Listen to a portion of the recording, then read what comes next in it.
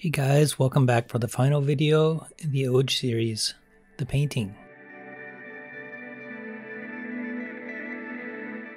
Before I get started with the paint, there are a few seam lines that I need to take care of, which I'll do using my files, sandpaper, and knives.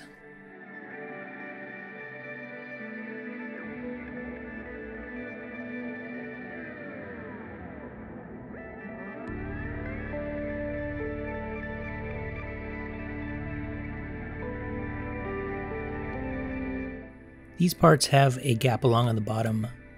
Instead of filling it, I'm going to scribe a panel line on the opposite side. Mostly because it's easier, since that's a difficult angle to fill, but having a panel line there should look fine as well.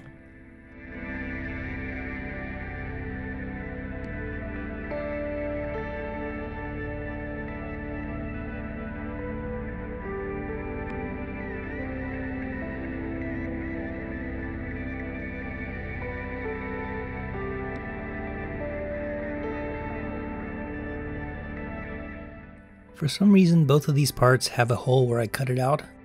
It's probably user error, but either way, I need to fill it. To do that, I'm going to be using CA glue and CA accelerator. This one's from Japan that a friend gave me to try out, but you can get it in other brands like Zip Kicker. Once you spray it, it's hardened instantly and you can sand it right away.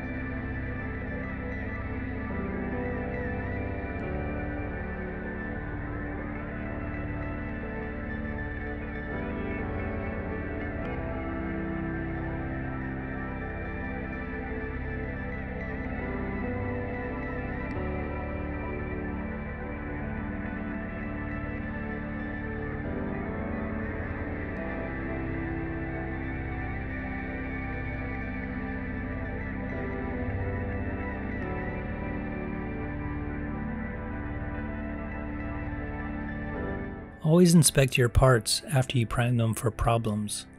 I noticed some unevenness in these round parts for the shoulders that I'm going to have to sand smooth and reprime.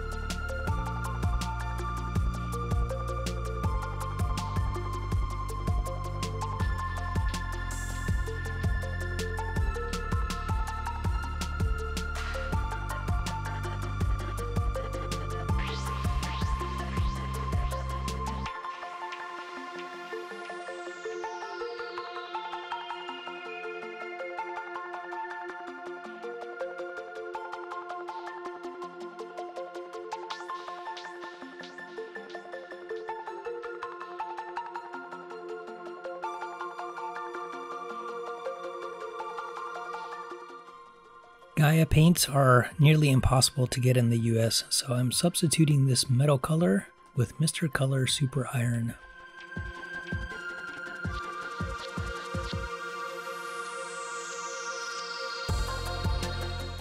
I'm going to need to do a little bit of masking on the head.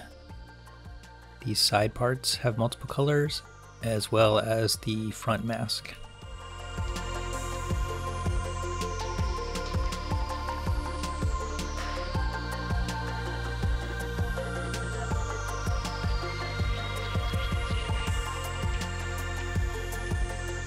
I'm using liquid masking fluid to fill in the gap.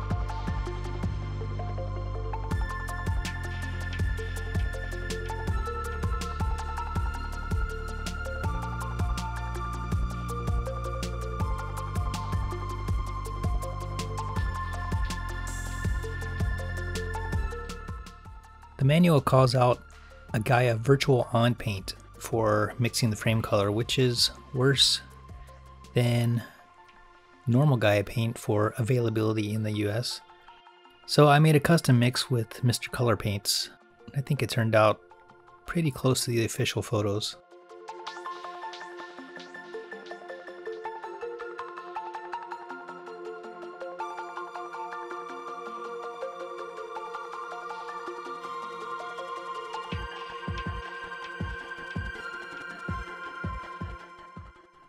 There are a few parts on the back of the armor that I'm going to be masking, so this is how I'm doing it.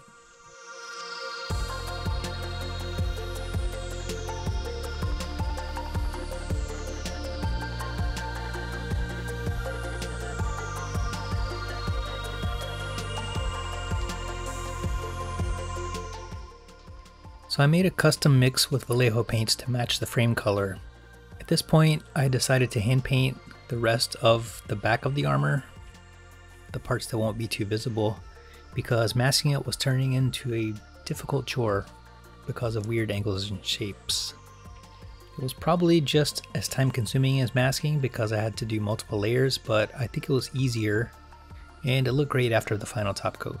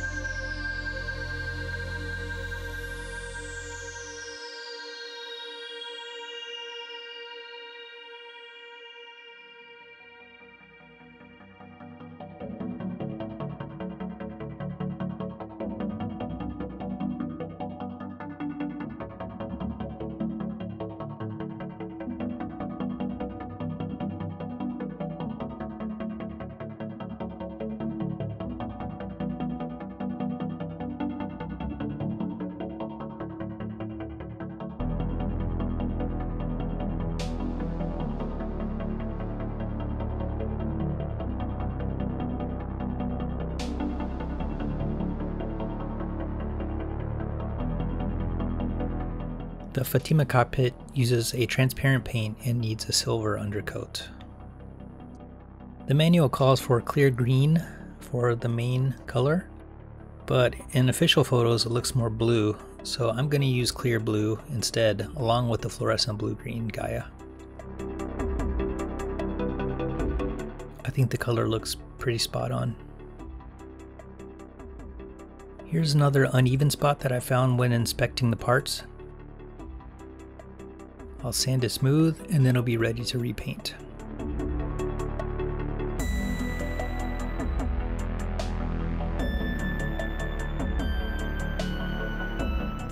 The head parts have these panels that need to be a dark purple color, so I've masked them off as well.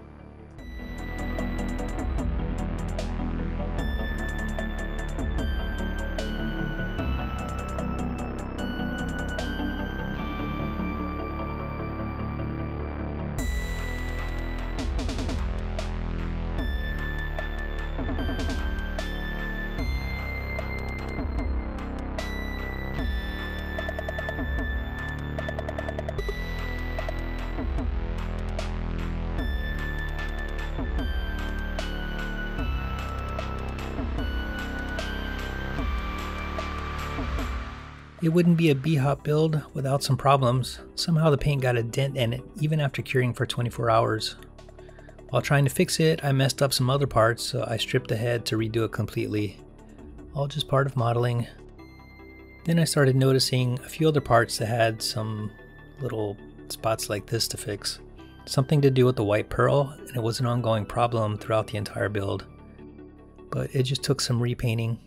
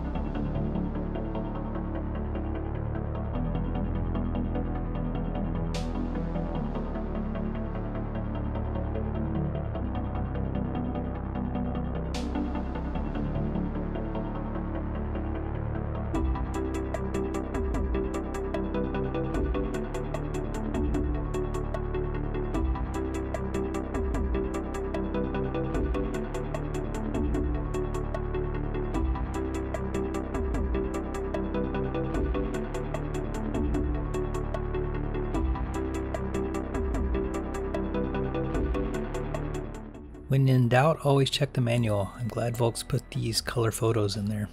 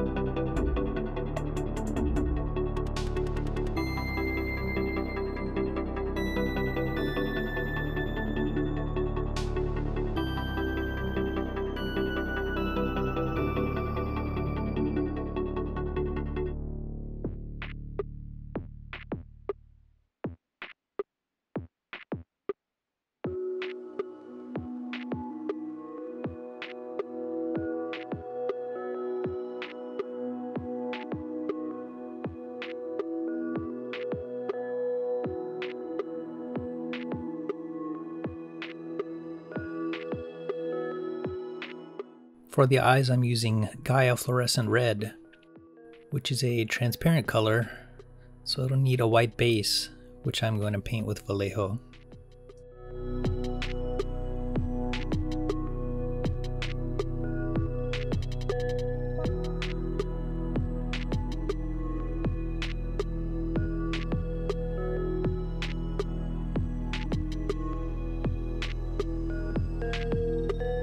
For detail painting, I like to use water-based acrylics like Vallejo, since I can easily scrape it off of the gloss lacquer with a toothpick if I mess it up.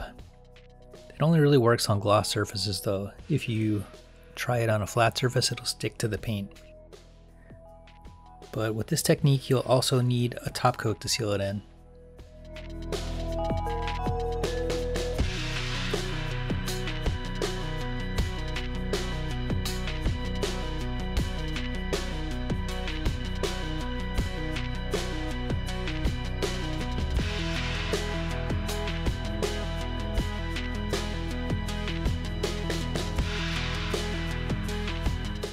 The spat is going to be painted fluorescent pink, so I need to mask the hilt.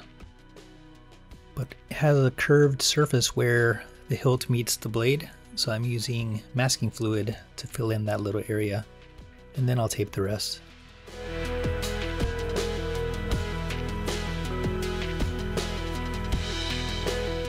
Since it's pretty much a beam sword, a little gradient near the handle gives the impression of it being lit.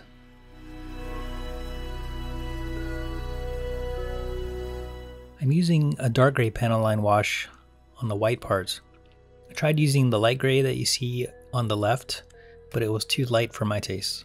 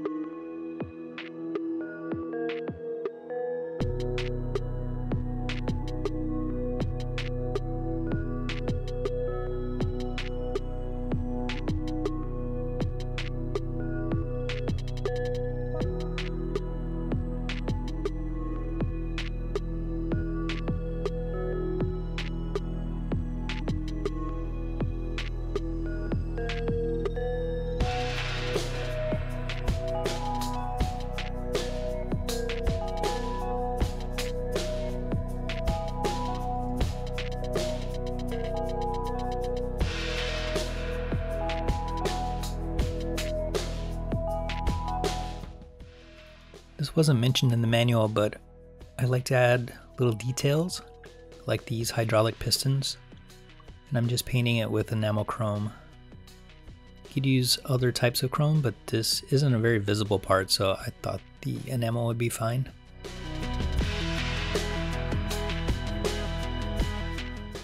Another little contrast piece that isn't in the manual are these hoses on the ankles.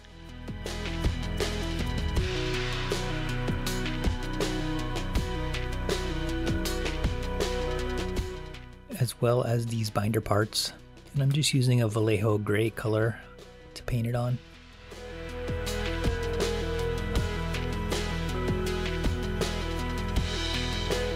This is a panel line technique that I discovered accidentally. Basically, because you're using a gloss lacquer, the acrylic paint doesn't stick to it that well, so if you paint it in, you can wipe it off with your finger and the remaining paint will stay in the recessed areas. Once that dries, you're good to go. You don't have to go back and clean up any excess. And because it's water-based acrylic, it easily washes off your finger and is non-toxic. And of course, you could always use a paper towel or swab if you like.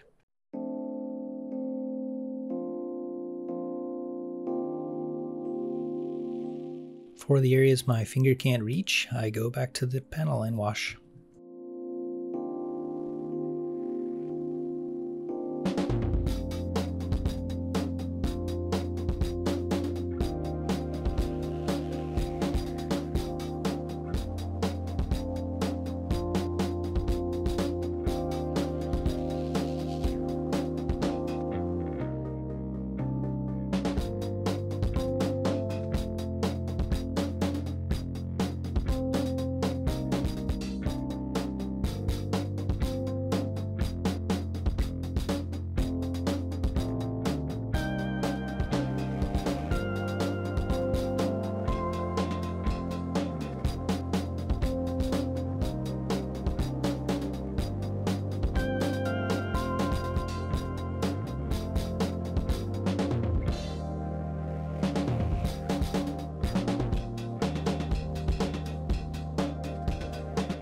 The kit has a small decal sheet, but most are optional.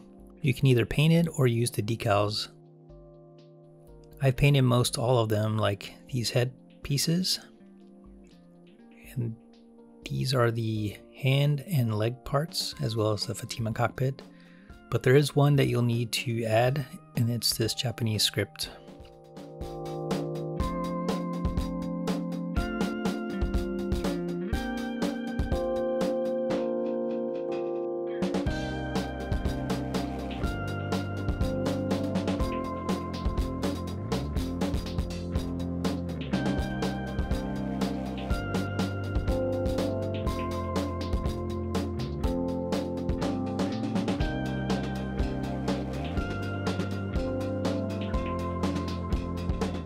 I'm cementing these red parts into the shoulder armor before the final gloss coat.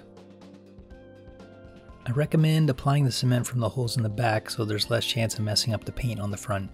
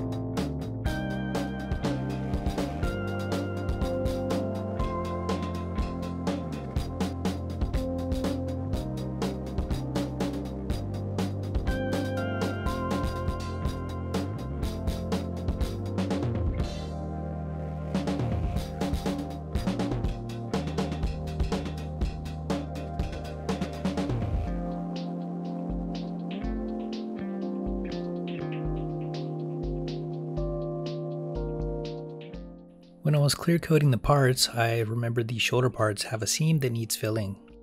The reason I waited this long to do it is because I had to paint some of it before I could assemble it and fill the seam after assembly. This is the part, and as you can see, it's pretty visible.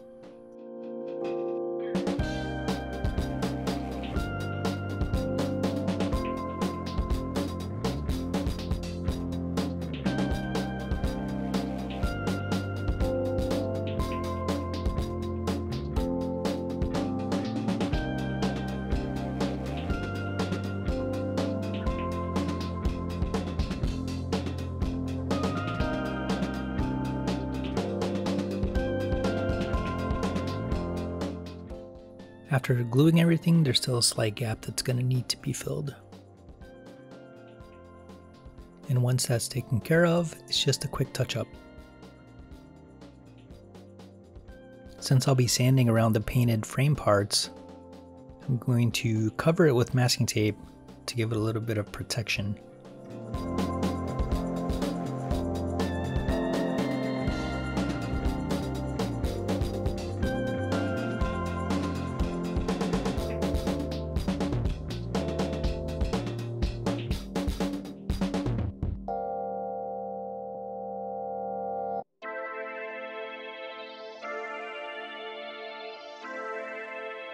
Once I've sanded a little bit of the paint away, I'm going to use light curing putty to fill the gap.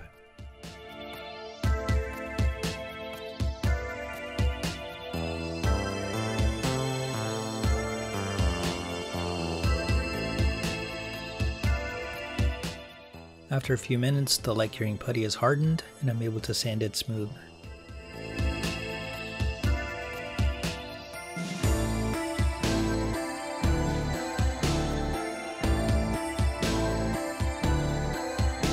And now that all the paintwork is finished, it's time to carefully build it up, while trying to avoid getting glue on any painted parts.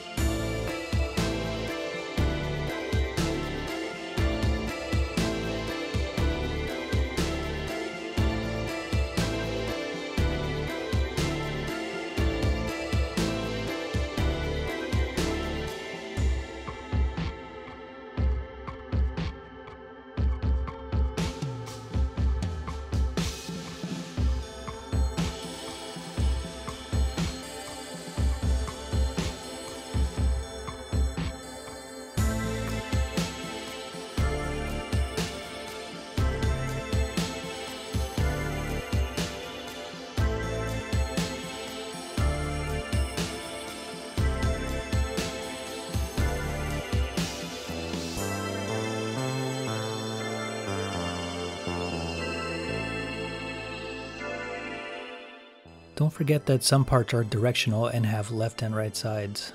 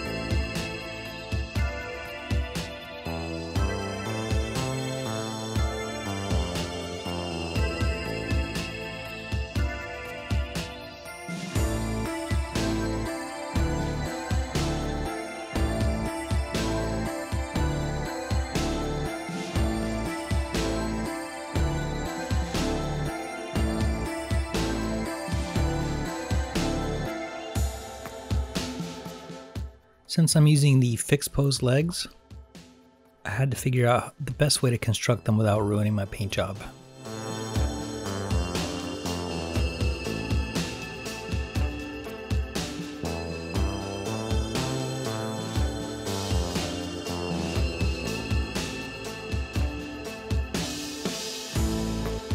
I'm making sure I have the ankle parts on the correct sides because I've decided to build up the feet so that I can build the legs up and place them on the body to see how the thing's going to stand when I cement the knees to get the correct angle.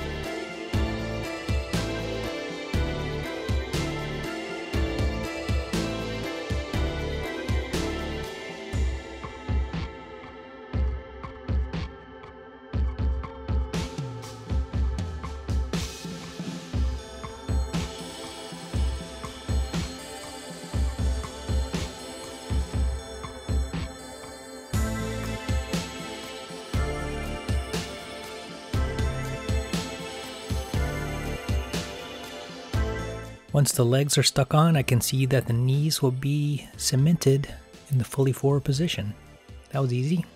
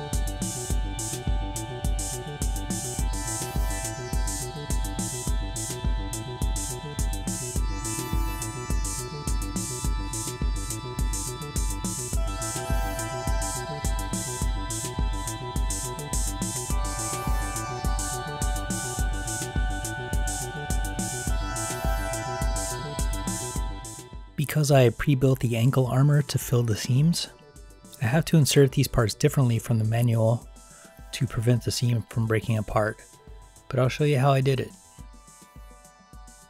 First, cement this inner part to the ankle armor. Now take the tab that's on the outer side and insert that one first. Push it in all the way, and then you'll be able to get the opposite inner tab into place.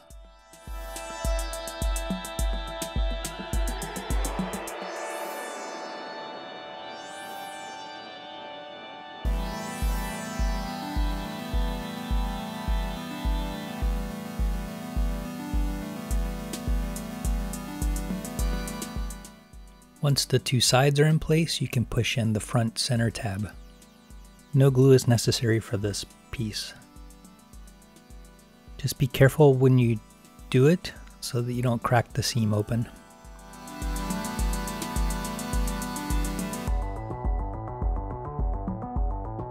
Easy peasy. Repeat for the other leg and you're good to go.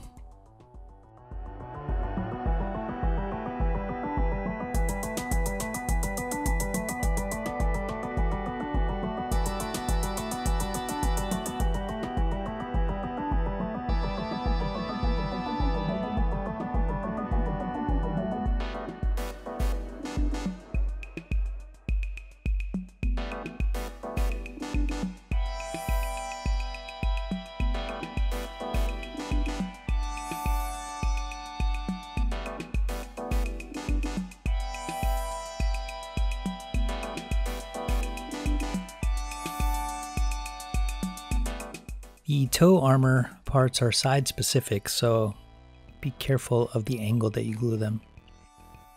They should kind of lean inwards, but it'll also match the foot, which leans as well.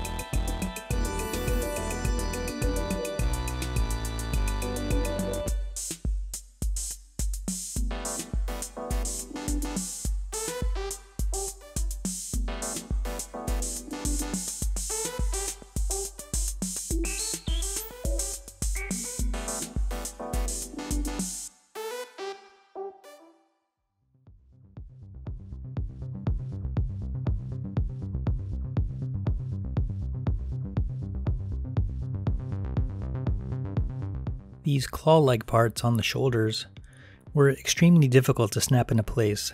I don't know if it was user error or what, but I ended up just using a lot of force, but carefully, and eventually they went in. No cement required, they're not going anywhere.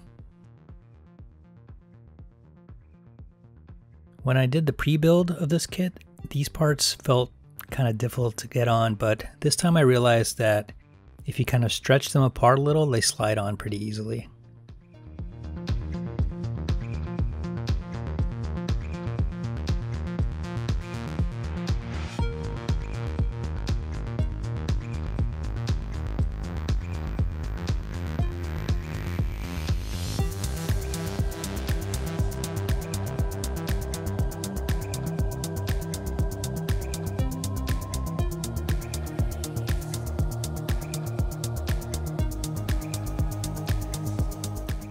If you've assembled your binders correctly, there should be even spacing all around the top edge.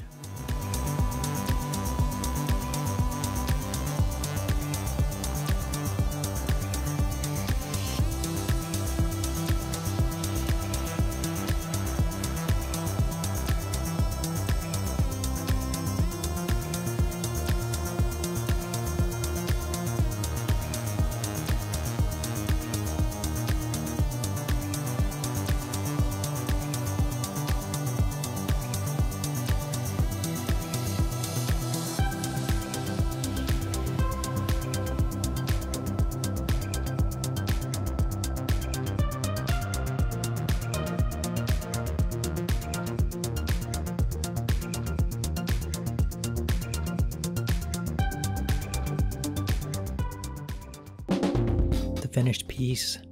This was a challenging kit compared to the others I've built, but that was mostly because of some problems I had when I was painting. The construction was pretty simple, but the painting had a lot of difficult masking and I messed up some parts while I was working and had to repaint a lot. But that's on me. In the end, I'm extremely happy and proud of this one. It really looks impressive when it's on the shelf.